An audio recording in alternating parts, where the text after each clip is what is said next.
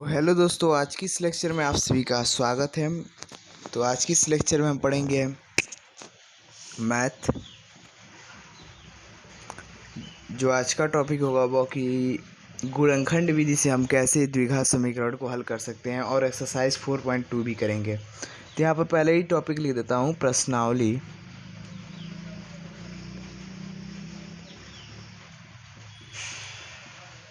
चार दशमलव दो।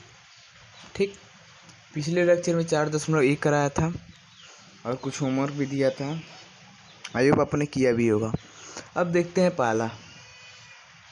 इसमें पहला देखते हैं। तो इसको हम करने से पहले हम इसी में जान लेंगे कि गुणनखंड विधि से हम कैसे समीकरण को हल करते हैं। लेकिन ये चीज़ हम शुरुआत से ही करते आ रहे हैं। ठीक, बहुत पहले से ही हम ये गुणनखंड विधि द्वारा समीकरण को सॉल्व करते आ रहे हैं। ठीक, फिर भी एक बार यहाँ पर बता दूंगा। लेकिन अब दिया है कि पहला क्वेश्चन इसका कि गुणनखंड विधि से निम्न द्विघात समीकरण के मूल ज्ञात कीजिए। देखो, अगर दे दें मूल ज्ञात करें, मूल, शून्यक या फिर हल, तीनों में से कोई एक भी दे देना तो हमें गुणनखंड करना होता है। ठीक, अगर इस तरह हो तो द्विघात बहुपद हो तो इस तरह हम करते हैं, या द्विघात बहुपद या द्विघात समीकरण हो तो इस तरह कोई भी दे दे तो हमें इसका गुणनखंड ही करना होता है। ठीक, तो ये बात आपको समझ आ गई होगी। इसको मिटा देता हूँ तो आगे देखते हैं। ठीक, तो पहला क्वेश्चन दिया है कि पहले का पहला x² -3x -10 = 0। तो हमें इसका क्या करना है, गुणनखंड करना है। इसको गुणनखंड विधि द्वारा हमें इसको हल करना है। तो देखो, गुणनखंड विधि द्वारा हम कैसे हल करते हैं। जो बीच का दो भाग होता है ना, इसको तोड़ दिया जाता है। ठीक, ऐसे तोड़ा जाता है कि इसका जोड़ 3 के बराबर है। अगर ये एग्जाम्पल लूँ तो इसका जोड़ 3 के बराबर है और गुणा करने पर 10 के बराबर है। ये चीज़ हमें ध्यान रखना होता है। ठीक, अगर ये चीज़, तो अगर हमें ये चीज़ पता करना है तो हम क्या करेंगे, इसके लिए हम क्या करेंगे, इसका 10 का गुणनखंड करेंगे। मतलब कि इन दोनों का मल्टीप्लाई यहाँ पर कर दिया, इन दोनों का मल्टीप्लाई इसके बराबर आना चाहिए। दो भागों को मल्टीप्लाई के बराबर आना चाहिए। तो यहाँ से यहाँ पर 1 दिया है तो 10 × 1 1 होता है। तो हम क्या करेंगे, यहाँ पर साइड में रफ वर्क कर लेंगे, 10 का क्या कर लेंगे, गुणनखंड कर लेंगे। तो 2 × 25 = 10 और 5 का 5। तो यहाँ पर देखिए, तो हम यहाँ पर 5 और 2 आ गया। ठीक, तो 2 × 25 = 10 हो सकता है। यहाँ पर अगर इसको दो भाग में बांट दें और इसको साइड वाला जो होता है इसको ऐसे ही लिख लेते हैं। ठीक, इसको ऐसे ही लिख लेंगे, जैसे दिया होता है ऐसे ही लिख लेते हैं। अब बीच वाले भाग को हमें तोड़ना था, तो देखो, और चिन्ह को भी हमें ध्यान रखना है। या फिर हम ऐसे भी कर सकते हैं। ऐसे जब करेंगे तो चिन्ह अपने आप हो जाएगा सही। यहाँ पर हम माइनस कर लेंगे, इसको ब्रैकेट में कर लेंगे, x कॉमन ले लेंगे। ठीक, अब हमें केवल इस पर ध्यान देना है, 3 पर। ठीक, x इस पर, चर राशि पर ध्यान नहीं देना है। तो 3 यहाँ पर आ गया। अब देखो, इन दोनों का मल्टीप्लाई करेंगे तो 10 के बराबर आ जाएगा, माइनस करेंगे तो 3 के बराबर रह जाएगा। तो क्या करूँगा, 5 - 2। अब देखो, इसको जब मल्टीप्लाई करूँगा इन दोनों को, इससे x से, तो ये हो जाएगा -5x। ये हो जाएगा माइनस माइनस प्लस, तो +2x -10 = 0। अब आ गया। अब इसके बाद क्या करते हैं, हम इन दोनों में जो कॉमन होता है उसको ले लेते हैं और इन दोनों में जो कॉमन होता है उसको ले लेते हैं। ठीक, तो इन दोनों में x कॉमन है तो x माइनस, और यहाँ पर 5 बच रहा है। इसी तरह यहाँ पर 2 कॉमन है, 2, यहाँ पर x बच रहा है -5। अब देखो, अगर यहाँ पर ये दोनों x -5 और ये ब्रैकेट में दोनों जो है ये अगर बराबर है तो समझ ले कि हम यहाँ तक सही किया। अगर ये बराबर नहीं है तो समझ लेना कि ये गलत किया है। अब क्या करेंगे, इसको कॉमन ले लेंगे, x -5। ठीक, इसको साइड में ले लेंगे और उसके बाद इसको ब्रैकेट में करके x + 2 जो यहाँ पर लिखा था, यहाँ पर और यहाँ पर जो चिन्ह के साथ लिखना होता है। ठीक, तो ये हमारा, ये तो हमें पहले से ही पता है कि द्विघात समीकरण के या द्विघात बहुपद के दो हल होते हैं। ठीक, तो इसके भी दो हल आएंगे।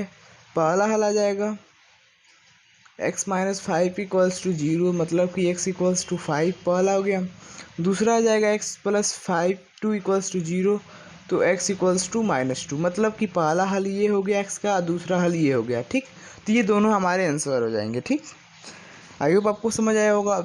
इसके बाद इसमें टोटल 5 क्वेश्चन दिए हैं, तो 2 क्वेश्चन डिफ़िकल्ट दिख रहे हैं आपको, देखने में डिफ़िकल्ट कुछ नहीं होता है, इसलिए मैं इन दोनों को बता दे रहा हूँ। ठीक, तो देखते हैं, इसको मिटा दे रहा हूँ।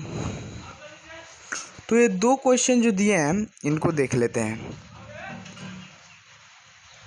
ये तीसरा क्वेश्चन है, दिया है कि under root two x square plus 7x plus 5 under root two, ठीक, इक्वल्स टू जीरो। तो ये हमारा सेकेंड क्वेश्चन दिया है, हमें इसका गुणनखंड करना है। तो कैसे करेंगे, क्या करना है, इन दोनों को मल्टीप्लाई करेंगे, इन दोनों को एक दूसरे से मल्टीप्लाई करेंगे, तो कितना आएगा। देखो, अगर यहाँ पर साइड में लिखूँ 5 under root two into under root two, अब ये होता अंडर रूट टू और अंडर रूट टू को जब मल्टीप्लाई करते हैं तो कितना आता है। वैसे हम यहाँ पर अंडर रूट टू और मल्टीप्लाई अंडर रूट टू कितना होता है, 2 होता है। तो यहाँ पर भी तो अंडर रूट टू है, तो ये दोनों को मिलाकर 2 हो जाएगा। और यहाँ पर 5 दिया है, तो 5 मल्टीप्लाई बाई 2, मतलब कि दोनों का जो मल्टीप्लाई होगा वो 10 हो जाएगा। 10 आया। ठीक, अब क्या करना है कि हमें यहाँ पर इसको ऐसे 2 भागों में तोड़ना है कि इसका मल्टीप्लाई करने पर 10 आए और जोड़ने पर 7 आए। क्या करना है, यही पे हो जाएगा। 5 इंटू 2 10 होता है, 5 प्लस 2 7 होता है, हो जाएगा। तो हम क्या करेंगे, जो मैंने बताया था यहाँ पर, इसको जो साइड में इसको लिख लेते हैं ऐसे ही, इसको बीच में ऐसे ही छोड़ देते हैं, x कॉमन ले लेते हैं, plus 5 under root two equals to zero. ठीक, इसको मैं मिटा दे रहा हूँ। ठीक, अब यहाँ पर क्या करना है, 5 इंटू टू प्लस 2 करेंगे, क्योंकि 5 प्लस 2 7 हो जाएगा। ठीक, अब इसके बाद इसको हम ब्रैकेट से बाहर करते हैं। जब आपको आ जाएगा तो ब्रैकेट से आप डायरेक्टली भी कर सकते हैं। तो ये हो जाएगा 5x प्लस 2x, तो ये आपने देखा ये 2 भाग में बट गए। ठीक, plus 5 under root two equals to zero हो गया। अब इसमें से इन दोनों कॉमन लेना है, इन दोनों कॉमन लेना है, तो देखते हैं कौन सा कॉमन आ रहा है। तो यहाँ पर देखें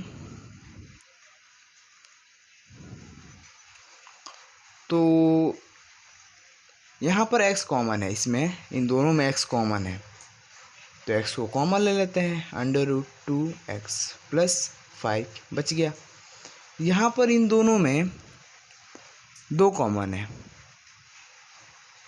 ठीक, यहाँ पर अंडर रूट टू कॉमन है, प्लस अंडर रूट टू, यहाँ पर बचेगा अंडर रूट टू एक्स। क्यों बचेगा अंडर रूट टू, जब इन दोनों को मल्टीप्लाई करेंगे तो 2x आ जाएगा। ठीक, इसी तरह यहाँ पर 5 बचेगा, क्योंकि अंडर रूट यहाँ पर बाहर आ गया है, अंडर रूट टू बाहर आ गया। अब देखो यहाँ पर ये दोनों under root two x plus 5 under root two x plus 5 ये एक दूसरे से बराबर है, तो मतलब कि हमने सही लगाया, और इसको यहाँ पर लिख लेंगे under root two x plus 5, और ये हो जाएगा ये दोनों and x plus under root two, इसको हम लोग लिख लेंगे इक्वल्स टू जीरो। ये हो गया। अब इसके 2 हल होंगे, मैंने बताया भी था। तो ये हो जाएगा under root two x plus 5 equals to zero, इसको सॉल्व करेंगे तो ये हो जाएगा x equals to minus 5 by under root two. ये हो गया पहला आंसर। दूसरा आंसर देखें तो इसका हो जाएगा x plus under root two equals to zero, तो x equals to minus under root two. ठीक, तो ये इसका इन दोनों का ये 2 आंसर हो जाएगा। ठीक, इन दोनों का ये दोनों आंसर हो जाएगा। अब इसके बाद एक और तीसरा क्वेश्चन कर लेते हैं। ठीक, इसके बाद हम अगला क्वेश्चन करेंगे, ये तो तीसरा ही था, चौथा 2x minus x plus 1/8 equals to 0। अब देखो यहाँ पर एलसीएम में दिया है, तो अब एक चीज़ यहाँ पर देखो, तो यहाँ पर सब में एक ही न होगा नीचे, अगर हम अपने तरफ से ले लें तो ठीक।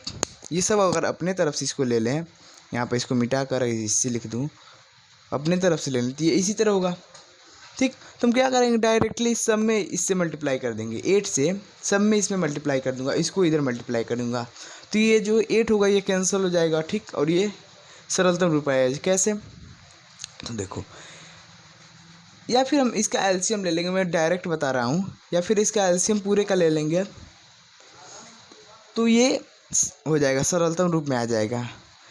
और जब इसको डायरेक्टली इससे मल्टीप्लाई करेंगे, 8 2 जा 16 हो जाएगा, 16x², ये हो जाएगा -8x + 1 इक्वल्स टू 0, क्योंकि 8 से 0 बच रहे ठीक। तो ये मैंने डायरेक्टली कर दिया, आप चाहे तो एलसीएम लेकर भी देख सकते हैं ठीक। अब यहाँ पर क्या करना है, मैं डायरेक्टली इसे लिख ले रहा हूँ, जो तोड़ने वाला काम है उसे बाद में करेंगे ठीक। अब यहाँ पर हमें क्या करना है कि 8 को ऐसे तोड़ना है कि मल्टीप्लाई करने पर 16, जोड़ने पर 8 आ जाए।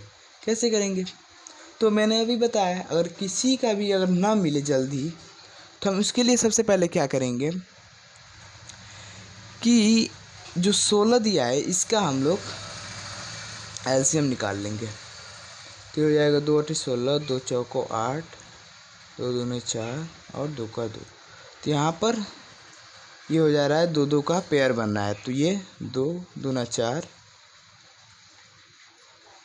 और 2 दूना 4 ठीक। इन दोनों को जब मल्टीप्लाई करेंगे तो 16 आ जाएगा, 4 4 8 भी हो जाएगा। तो यहाँ पर डायरेक्टली लिख देंगे 4 + 4, और क्या हो गया 16x² - 4x - 4x + 1 equals to 0 ठीक। कॉमन लेना है, तो इसमें कॉमन है 4x, तो ये हो जाएगा 4x - 1 माइनस इसमें हो जाएगा 1 कॉमन, तो ये हो जाएगा 4x - 1। माइनस क्यों, यहाँ पर देखो, यहाँ पर जब माइनस और प्लस को मल्टीप्लाई करेंगे, माइनस और माइनस को मल्टीप्लाई करेंगे तो प्लस ही आता है ठीक। ये चीज़ चिन्ह भी हमें ध्यान रखना होता है ठीक, नहीं तो मेरा कोई आंसर गलत हो जाएगा। तो ये हो जाएगा 4x - 1, क्योंकि ये दोनों में कॉमन है, और ये भी हो जाएगा 4x - 1। तो ये चीज़ देखें यहाँ पर इक्वल्स टू 0, तो ये मतलब कि ये 4x - 1 का स्क्वायर है ठीक। तो ये हो जाएगा 4x - 1 इक्वल्स टू 0, तो सॉल्व करने पर ये हो जाएगा x इक्वल्स टू 1/4, मतलब कि इसका 2 आंसर यही आएगा, इसका जो 2 आंसर होगा वह 1/4 होगा ठीक। तो आई होप अब ये भी समझ आ गया होगा। ये हमारा पहला क्वेश्चन था। इसके बाद 6 क्वेश्चन दिया है। दूसरा क्वेश्चन दिया है कि उदाहरण 1 में दी गई समस्याओं को हल कीजिए, तो वो तो उदाहरण वाला क्वेश्चन है, ये तो एग्जाम में आता नहीं है ठीक। आप एग्जाम्पल देखकर वो कर सकते हैं, गुणनखंड विधि से यूज करना है। अब तीसरा, चौथा, पाँचवा, छठवा देखेंगे। छठवा आपको होमवर्क में दिया जाएगा ठीक। तो तीसरा, चौथा, पाँचवा देखेंगे। तो स्टार्ट करते हैं। अब इसके बाद हम क्या करते हैं, तीसरे क्वेश्चन को सॉल्व करेंगे, देखेंगे कि इसमें क्या दिया है। तो दिया है कि ऐसे 2 संख्याएं ज्ञात कीजिए, 2 संख्याएं ज्ञात करना है ठीक, जिनका योग 27 हो व गुणनफल 182 हो। मतलब कोई 2 संख्याएं दी हुई हैं, तो हमें संख्या ज्ञात करना है। ये क्वेश्चन में दिया है 2 संख्याएं हमें ज्ञात करना है ठीक। ये क्वेश्चन बहुत ही इजी है ठीक। अब पहले खुद ट्राई कीजिएगा, उसके बाद इस लेक्चर को देखिएगा। वीडियो को पॉज कर दिए, उसके बाद देखिएगा ठीक। तो आई होप अपने वीडियो को पॉज किया होगा और देखा होगा। तो स्टार्ट करते हैं। तो ये बहुत ही इजी है। क्या करना है, हमें 2 संख्याएं मान लेते हैं ठीक। 2 संख्याएं मान लेते हैं, x और y। तो लिख देते हैं, माना पहली संख्या, माना वह 2 संख्याएं, माना वह 2 संख्याएं x y हैं ठीक। तो 2 संख्याओं का योग दिया है कि x + y 27 दिया है, और जो 2 संख्याओं का गुणनफल है x × y वो 182 दिया है। तो और क्या, इसको हम क्या करेंगे, इसको पक्षांतर कर देंगे तो ये हो जाएगा, x का मान ज्ञात कर लेते हैं, 27 माइनस वाई हो गया। अब x का मान यहाँ पर रख देंगे, आंसर आ जाएगा, रख कर देखते हैं, 27 minus y into y equals to 182। अब इसको मल्टीप्लाई करेंगे, ये हो जाएगा 27y minus y square equals to 182। ठीक, इसमें हम क्या करते हैं, इसको इधर ले जाते हैं, तो ये हो जाएगा Y square minus 27y plus 182। ये हमारा गुणनखंड आ गया। अब हमें इसको हल करना है, 182 दिया है, तो हम क्या करेंगे, अब हमें ऐसी संख्या ज्ञात करनी है कि इसका योग 27 के बराबर हो और गुणनफल 182 के बराबर, मल्टीप्लाई, इन दोनों का मल्टीप्लाई इसके बराबर हो। तो सबसे पहले हम क्या करते हैं, अपना काम यहाँ पर जो साइड में लिखते हैं इसको लिख लेते हैं, उसके बाद हम गुणनखंड द्वारा देख लेंगे कि कौन संख्या होगी। तो क्या करते हैं, यहाँ पर देख लेते हैं। ठीक, ऐसे कौन दिया है, 182, तो ये हो जाएगा 2 9 जा 80, ये किससे मल्टीप्लाई होगा, तो 7 से।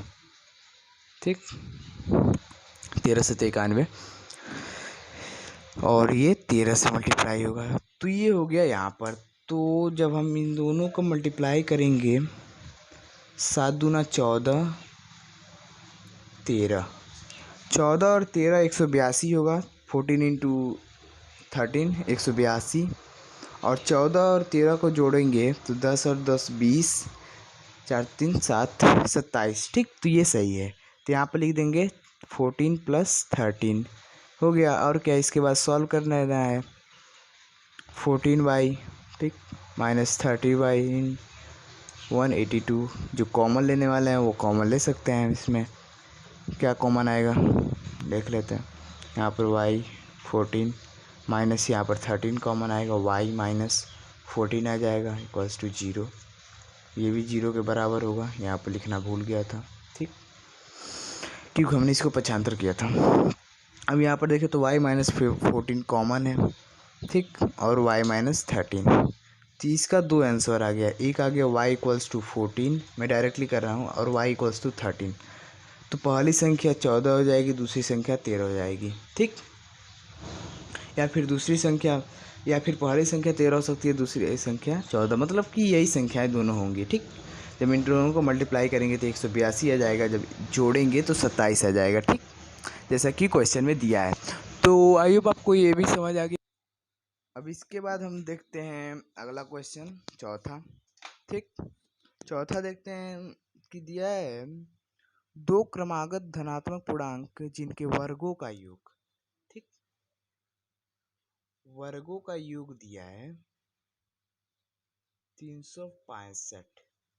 मतलब दो क्रमागत, मैंने बताया भी था, क्रमागत धनात्मक पूर्णांक, एक तो x होगा पहला, और दूसरा जो होगा x+1 होगा।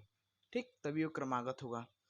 तो इनके वर्गों का योग 365 के बराबर है। इसको क्या कर लेंगे, डायरेक्टली लिख देते हैं, x वर्गों का योग एक्स स्क्वायर प्लस x+1 का होल स्क्वायर इक्वल्स टू 365। तो ये हमारा समीकरण तैयार हो गया, मैंने डायरेक्टली कर दिया, क्योंकि मैंने पिछले लेक्चर में इसके बारे में बता चुका था कि क्रमागत धनात्मक क्रमागत पूर्णांक क्या हो सकता है, इसलिए मैंने इसको डायरेक्टली कर दिया। ठीक, तो जब हम इसको सॉल्व करेंगे तो ये हो जाएगा एक्स स्क्वायर, और इसको जब सॉल्व करेंगे तो x+1 का होल स्क्वायर क्या हो जाएगा, x square plus 1 plus 2x equals to 365। ये हो जाएगा 2x स्क्वायर प्लस 2x, यहाँ पर लाएंगे, इसको इधर लाएंगे, माइनस हो जाएगा, तो 365 प्लस 1 इक्वल्स टू 0। ठीक, यहाँ पर लाने पर इसको माइनस करेंगे तो 364 हो जाएगा, तो 2x square 2x minus 364 equals to 0। अब देखो यहाँ पर दो कॉमन है, इस पूरे में दो कॉमन है, तो हम दो जो कॉमन होता है ना उस पूरे को कैंसिल कर देते, ये कैंसिल हो जाएगा, ये कैंसिल हो जाएगा, इसमें दो से डिवाइड कर देते हैं, तो ये हो जाएगा 182। ठीक, तो यहाँ पर इसको साइड में यहाँ पर लिख देते हैं x square plus x -182 equals to 0। अब इसको सॉल्व कर देंगे। अब देखना है कि किसका मल्टीप्लाई करने पे 182 होगा और जोड़ने पर 1 होगा। ठीक, देखते हैं कैसे। इसका भी हम एलसीएम निकालेंगे। 2 9 80, 13 और 13। तो ये यहाँ पर भी आ गया, मतलब जो यहाँ पर था वही यहाँ पर भी आ गया है। ठीक, तो समझ रहे होंगे आप। तो जब हम 14 इंटू 14 में से 13 घटाएंगे तो 1 आएगा, और जब 14 इंटू 13 करेंगे तो 182 आएगा। यहाँ पर देखा नहीं मैंने। ठीक, हो सकता है आपने ये देख लिया होगा। तो यहाँ पर ये हो जाएगा x²। यहाँ पर मैं डायरेक्टली कर दे रहा हूँ। ठीक, तो यहाँ पर ये हो जाएगा 14x minus 13x minus 182 equals to 0। ठीक, ये हो जाएगा। यहाँ पर x कॉमन है, x प्लस 14 माइनस 13 कॉमन है, x प्लस 14 इक्वल्स टू 0। तो x plus 14 and x minus 13 equals to 0। तो यहाँ पर पहली संख्या आ जाएगी -14 और दूसरी संख्या आ जाएगी 13। ठीक, अब यहाँ पर हमें ध्यान देना है कि कौन सा आंसर होगा। देखो वो आंसर क्या होगा। कभी भी आंसर संख्या इस तरह डायरेक्टली माइनस नहीं हो सकता। ठीक, ये चीज़ हमें ध्यान रखना है, ये डायरेक्टली माइनस नहीं हो सकता। अगर क्रमागत दिया है तो ये होगा, या फिर हो सकता है ये भी हो सकता है। क्यों हो सकता है, देखो, लेकिन धनात्मक दिया। एक कंडीशन यहाँ पर क्वेश्चन में दिया है, ये मैं भूल गया। क्वेश्चन में दिया है कि दो क्रमागत धनात्मक। अब चूंकि ये ऋणात्मक है, माइनस में दिया है, तो ये तो कंडीशन संभव नहीं है, ये गलत हो जाएगा। अब यहाँ पर धनात्मक ये है, तो पहली x जो होगा वह 13 होगा, और x प्लस जो 1 होगा वह 14 होगा। तो ये इसका इन दोनों का आंसर होगा। उसी तरह ही इन दोनों का भी आंसर यही होगा। ठीक, अब इसके बाद पांचवा देखते हैं। पांचवा में दिया है कि एक समकोण त्रिभुज की ऊंचाई इसके आधार से 7 सेमी कम है। इसको मिटा देता हूँ। ठीक,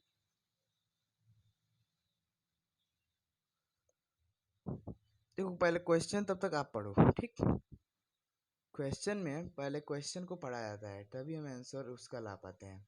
ठीक, क्योंकि बिना क्वेश्चन को पढ़े हम आंसर कभी नहीं ला पाएंगे। तो पहले क्वेश्चन को पढ़ के समझते हैं, उसके बाद हम इसका आंसर लाएंगे। ठीक, ये हमारा हो जाएगा पांचवा क्वेश्चन।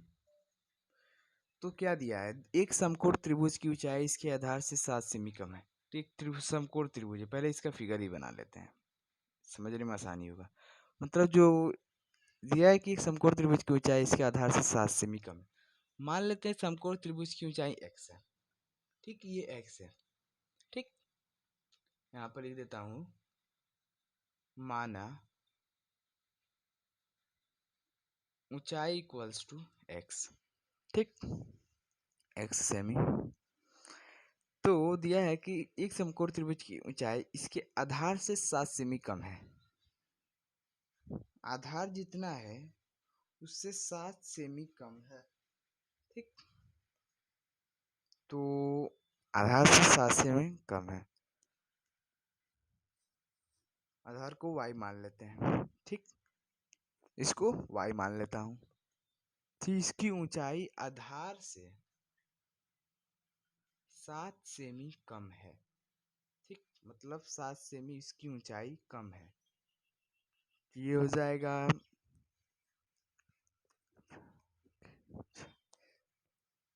x इक्वल्स टू ऊंचाई से 7 सेमी कम है,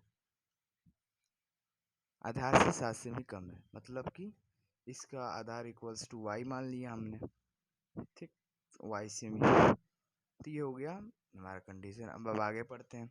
यदि कर्ण 13 सेंटीमीटर हो, यहाँ पर कर्ण दिया है 13 सेमी, तो अन्य दो भुजाएं, मतलब इनको और इनको। तो यहाँ पर देखिए, यहाँ पर पाइथागोरस थ्योरम का यूज करेंगे। ठीक, यहाँ पर माना लिख मिटा देता हूँ। तो यहाँ पर देखें हम, अगर मैं यहाँ पर x को हटाकर y-7 भी लिख सकता हूँ, y-7 भी लिख सकता हूँ, क्योंकि यहाँ पर क्वेश्चन में दिया था ऊंचाई जो है आधार से 7 सेमी कम है। अब यहाँ पर इन दोनों का वर्गों का गुणनफल इस 13 के वर्ग के बराबर होगा, क्योंकि ये समकोण त्रिभुज क्वेश्चन में दिया है। ठीक, तो समकोण त्रिभुज दिया है तो पाइथागोरस थ्योरम का यूज करेंगे। ठीक, तो पाइथागोरस थ्योरम का यूज करते हैं और आंसर निकाल देते हैं। तो यहाँ पर लिख देता हूँ पाइथागोरस प्रमेय से। ठीक, तो पाइथागोरस प्रमेय से क्या हो जाएगा,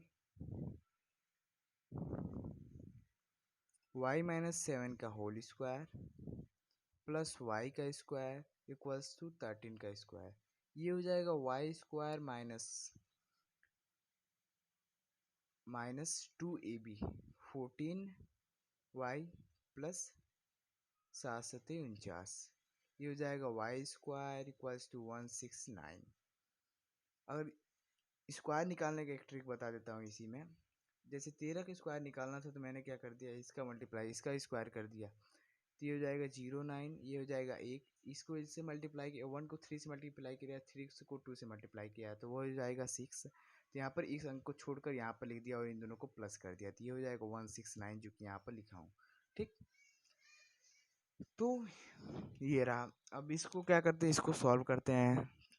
तो जब इन दोनों को हम जोड़ेंगे तो ये हो जाएगा 2y square minus 14y plus, इसको यहाँ पर लाकर माइनस करेंगे तो यहाँ पर लाकर माइनस कर देता हूँ 169 minus 49 2 square minus 14y equals to 120 और ये हो जाएगा 2। यहाँ पर भी 2 कॉमन है तो 2 7 2 छक्के 12 60। तो हो जाएगा y-7y इक्वल्स टू 60। ये आ गया। ठीक, अब इसका गुणनखंड करेंगे, इसको इधर लाना पड़ेगा, -60 इक्वल्स टू 0। इसका गुणनखंड करके देखेंगे और उसके बाद हमारा आंसर आ जाएगा। तो देखते हैं गुणनखंड करने पर क्या आ रहा है। 60 का 30 15 3 5 दिया रहा है, 2 दूना 4 5 दिया 15 15 4 ये नहीं हो रहा है, ये हो जाएगा 5 दूना 10 3 दूना 6 10 6 ये भी नहीं, दूना 6 12 5 ये हो जाएगा 12 5। ठीक, 12 25 60 होता है और 12 में से 5 गएगा तो 7 बचेगा। ठीक, तो ये आ गया। तो अब यहाँ पर क्या करेंगे, 12 minus 5 y equals 60 equals to 0, तो ये हो जाएगा -12y प्लस 5y। ठीक, -16 0। ठीक, अब यहाँ पर दिखाई नहीं दे रहा हो तो यहाँ पर बता दे रहा हूँ। अब यहाँ पर कॉमन ले लेते हैं, y कॉमन आ जाएगा यहाँ पर। ठीक, यहाँ पर बचेगा 1 -12, या गलत थोड़ा, यहाँ पर मैंने स्क्वायर नहीं लिखा। ठीक, यहाँ पर मैंने स्क्वायर नहीं लिखा तो पूरा गलत हो गया। ठीक, तो यहाँ पर स्क्वायर हुआ तो यहाँ पर बचेगा y-12, उसी तरह प्लस 5y-12 इक्वल्स टू 0। ठीक,